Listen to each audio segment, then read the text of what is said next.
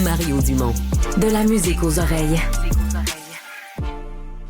Marianne, est-ce qu'on peut faire de la diffamation à partir d'une simple page Spotted?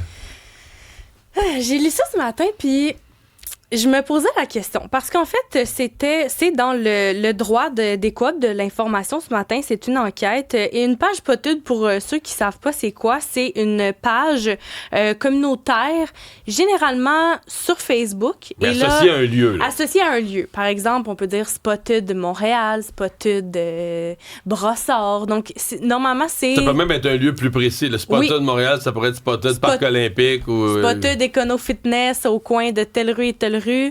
Donc, ça peut vraiment être... Il y a de tout qui se retrouve là-dessus. Autant des personnes qui ont croisé une personne qu'ils trouvaient cute, mais qui n'ont jamais voulu l'aborder. Donc, beaucoup de mémérage. Et oui. Non. T'es langue sale, Alex. Donc, là, on a Spotted quoi, là? Et là, en fait, c'est des événements qui remontent au 27 juillet 2025. Et il y a un homme qui se serait stationné à l'arrière d'un tigre géant du secteur Buckingham à Gatineau pour, dit-on, uriner dans un espace boisé qui était hors de la vue du public. Et là, au moment où il rattachait son pantalon, il se serait aperçu qu'il y a une personne qui le photographiait à l'aide d'un téléphone cellulaire et la photo prise à son insu, a été publiée sur le groupe Facebook intitulé Spotted Petite Nation. Donc, ça a été publié 2 jours plus tard. Une page qui regroupe près de 21 000 membres. C'est comme une MRC ou c'est un territoire. Là. Je pense que c'est un territoire de MRC. Oui. Et 21 000 membres, donc au moment des événements quand ça a été publié. Et comme toute publication sur les pages Spotted, c'est une publication qui est anonyme. Et on invitait les membres de cette page-là à identifier cet homme qui aurait été aperçu en se masturbant dans le stationnement du Tigre géant. La publication... Là, il était-tu arrêté uriner ou... selon la poursuite, c'est ce qu'il dit. C'est que lui, il était arrêté pour uriner, mais la personne qui l'a prise en photo dit qu'il était en train de se faire plaisir. Donc, lui a prêté des intentions.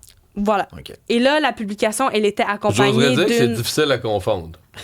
Ben, si t'es moindrement observateur. Ben, tout dépend à quel moment t'arrives, là. Je veux dire, la personne, au moment où elle a sorti le téléphone cellulaire, la publication, il faut dire qu'elle était accompagnée d'une photo qui représentait l'homme avec les pantalons détachés, ses parties intimes qui étaient partiellement dissimulées, dit-on, par un pictogramme. Et le lendemain, il y a une administratrice d'une autre page Spotted, qui est Spotted Buckingham, qui aurait partagé cette publication là à son tour sur son groupe. Donc, ça a été publié dans 2 pages Spotted différentes. Mais là, donc, on poursuit les administrateurs. Et là, on poursuit les administrateurs de la page parce qu'on rapporte que depuis la publication de la photo, l'homme et ses proches à lui ont reçu des nombreux messages privés qui concernaient cette publication-là. Il y avait des messages même à caractère hostile. Il y a la conjointe de l'homme qui aurait demandé à l'administratrice de retirer la publication, ce que l'administratrice aurait refusé. Et là, toujours selon l'enquête, quelques mois auparavant, il y avait un autre homme qui a été identifié et intercepté par les policiers de la ville de Gatineau qui, lui, se serait masturbé dans son véhicule dans des lieux publics et lui faisait l'objet d'une enquête policière distincte. Donc, ce sont 2 événements qui ont été confondus. Du moins, c'est ce que la poursuite rapporte. On pense que les événements qui se sont passés entre ce qui a été rapporté sur Spotted et l'interception d'un autre homme se seraient confondus. Et c'est sûr que depuis ça, on allègue une perte financière de près de 9 000 $. Ça soulève toute la question de la responsabilité d'un administrateur de Spotted. Ça soulève aussi la question de... Parce que c'est quand même près de 44 000 $ qu'on réclame. Ouais. Donc, peut-être qu'il manque de loisirs aussi. Peut-être. Message aux élus locaux, il manque de loisirs dans votre coin. L'attention monte... Vous pouvez investir dans le sport. Investir dans le sport, Alexandre. La tension monte au Moyen-Orient. Oui, après avoir qualifié la réponse de l'Iran à son plan de paix de médiocre, Trump a dit que le cessez-le-feu avec Téhéran ne tenait qu'à un fil. Il parle même que c'est sur le respirateur artificiel. Et de son côté, le président du Parlement iranien, lui, s'est dit prêt à donner une leçon à Washington en cas d'agression. Et selon des sources proches du dossier ce matin, la réponse de l'Iran prévoit une réouverture graduelle du détroit d'Ormuz et une levée simultanée du blocus américain. Mais là, ils disent, leur proposition, là, L'Iran, il joue au dur. C'est à prendre ou à laisser. Exact. Nous, on négocie. Puis il n'y a plus rien à négocier. Nous, on a mis une proposition sur la table, c'est à prendre ou à laisser. Ouais, mais dans cette proposition-là, il n'y aurait pas le démantèlement des équipements en matière d'uranium, notamment. Non, ils disent qu'on va ça plus passe tard. pas. Plus tard, ça va aller plus tard.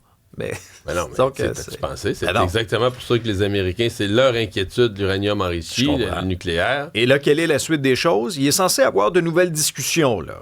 Jeudi, vendredi, à Washington, entre le Liban et Israël. Sauf que mais pendant pour ce l'instant- temps, Trump, il va être en Chine. Oui. Il aurait pu Trump- la tête en Iran. Non, mais en même temps, la Chine est un gros client de tout le pétrole du Moyen-Orient. Et Trump qui s'envole vers la Chine aujourd'hui. Washington, il y a toute la question aussi de Taïwan. Et d'ailleurs, Trump a balayé les craintes d'une invasion de Taïwan par Pékin. On connaît le différend entre Taïwan et Pékin. L'île va être au centre des discussions. Washington l'approvisionne en armes sans en informer Pékin, tandis que la Chine la considère comme une de ses provinces. Et le président américain a affirmé qu'il allait aborder le dossier avec son homologue chinois, a vanté sa bonne relation avec Xi Jinping, d'ailleurs, là, pour minimiser les risques d'invasion.